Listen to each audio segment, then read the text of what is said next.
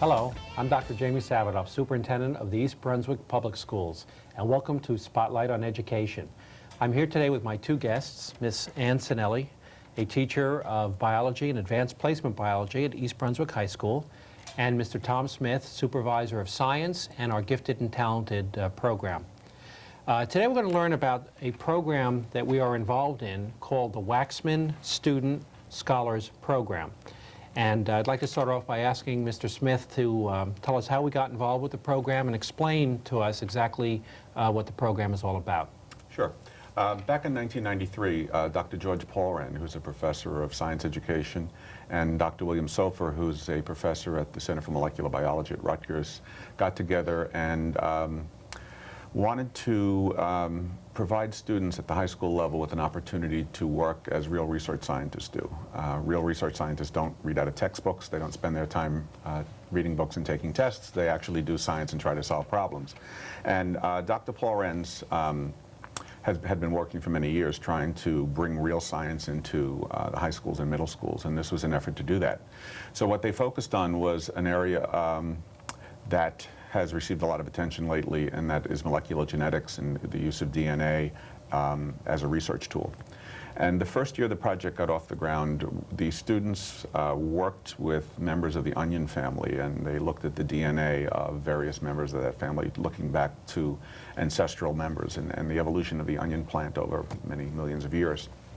Last year, they got an opportunity to work with the DNA from chimpanzees, orangutans, and gorillas and humans, studying intelligence genes.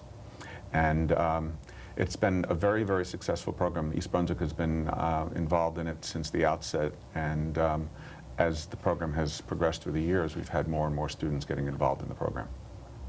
Now let me ask you a question. How do we have the same students year after year, or do we have students that work on this only 1 year, or can they participate over the course of several years? They can participate over the course of several years. Okay, so a student might have been involved in this in 2 or 3 years of their high school career.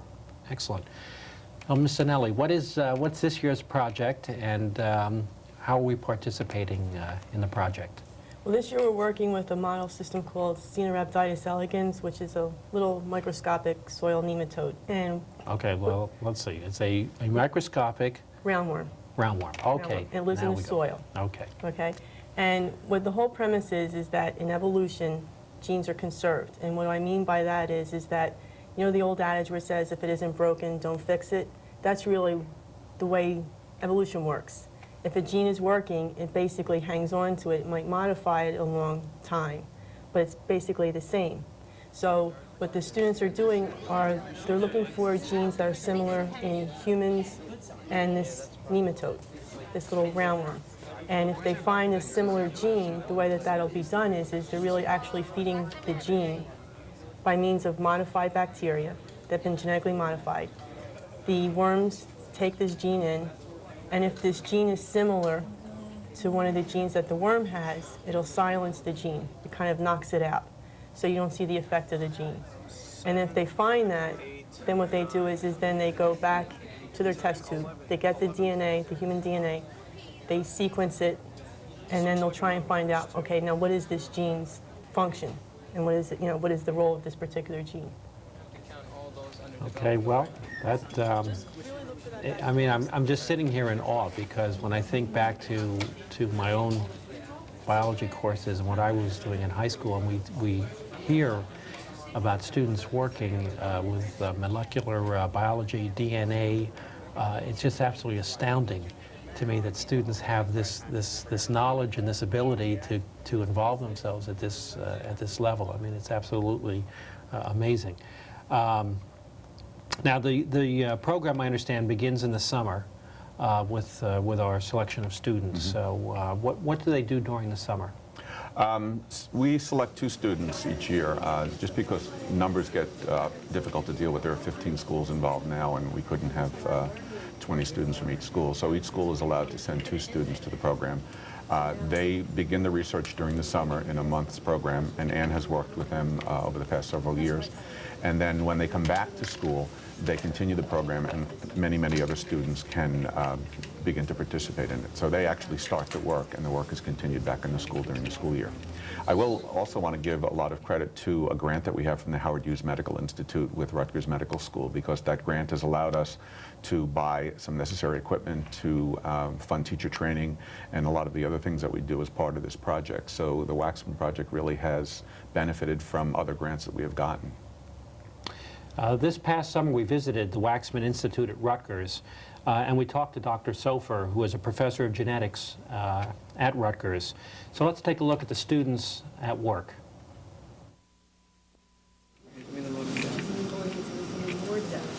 You open up the one with that had the water in it?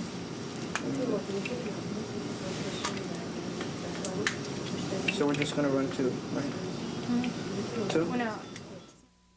Okay, the Waksman Student Scholars is a program that has as its philosophical basis that students learn science best by doing science.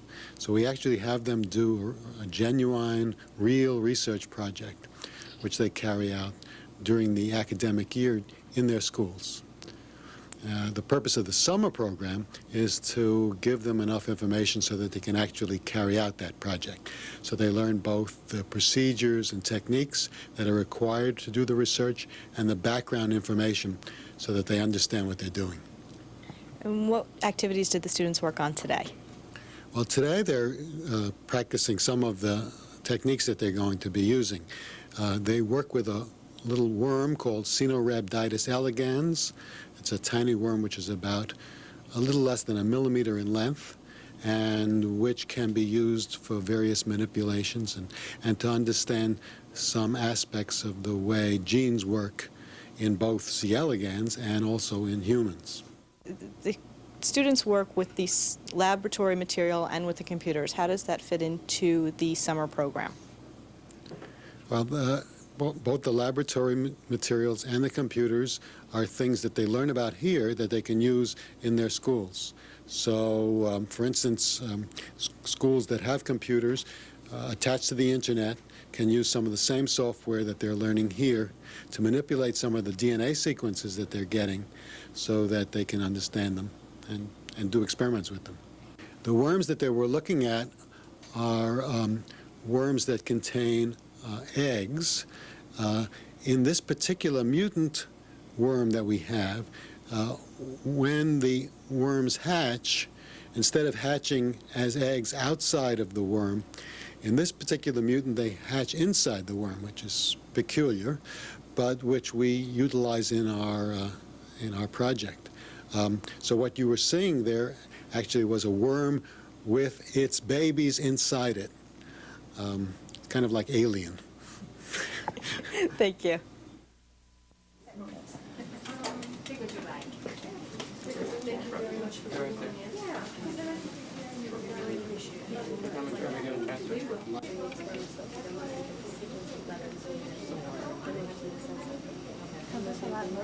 Why is there no water in here?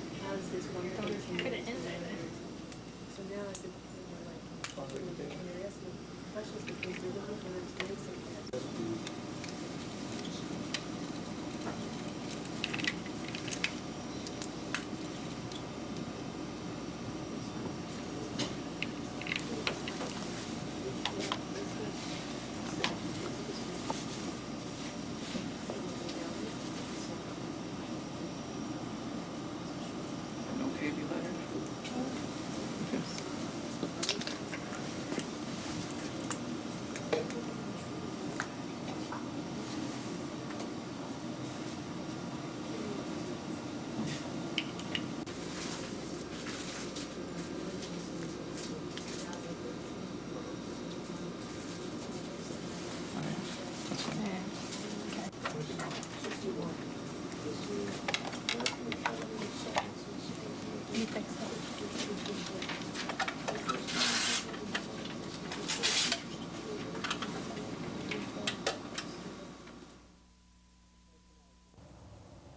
Ms. Sinelli, from what we've seen, the program allows students to work with highly regarded scientists at the Waksman Institute.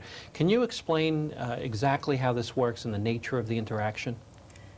What Dr. Sofer and Dr. Nyborn, the program directors, do is they bring in visiting scientists from Rutgers into the institute. And what they do is talk about their research. So it gives the students an opportunity to find out the cutting-edge research that's going on out there, and also an opportunity to find out how it'll impact in their lives along the way. Usually it also has something to do with maybe the research that they're working on, at the time, like for the year, to try and get them ready for the year, to get them to see what's going on out in the field. So that's basically the way they handle that. Now, what's the expected outcome of the research project, and how do our students get evaluated in this project? That's the remarkable thing about this. We really don't know. And the reason why we don't know is because this is new research. And we won't know whether we're going to get positive or negative results. But regardless of whether we get positive or negative results, the important thing is that they're involved in the process of science, and it's a hands-on approach.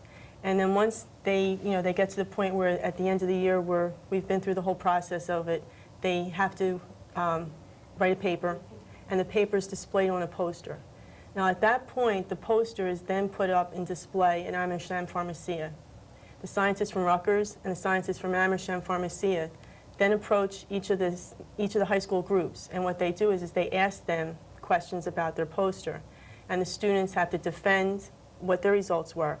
And they also ask them background questions about the research project itself. And in the past, our students have done very well in their defense of the poster and also of their knowledge of what the whole project is about. So our students have done exceptionally well. How many students do we have involved in the program this year? Anywhere from 30 to 50 at different points. Now, how were students selected for this? Are there qualifications? Do they have to take a test? How do they get involved with the Waksman program? The thing that's nice about it is it isn't something that the students have to take a test for. If they really have a keen interest in science, it's a great opportunity for them to become involved in the whole process.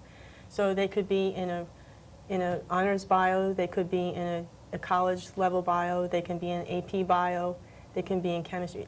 There isn't any kind of prerequisite for that. If they just have an interest in science, that's really what it's all about.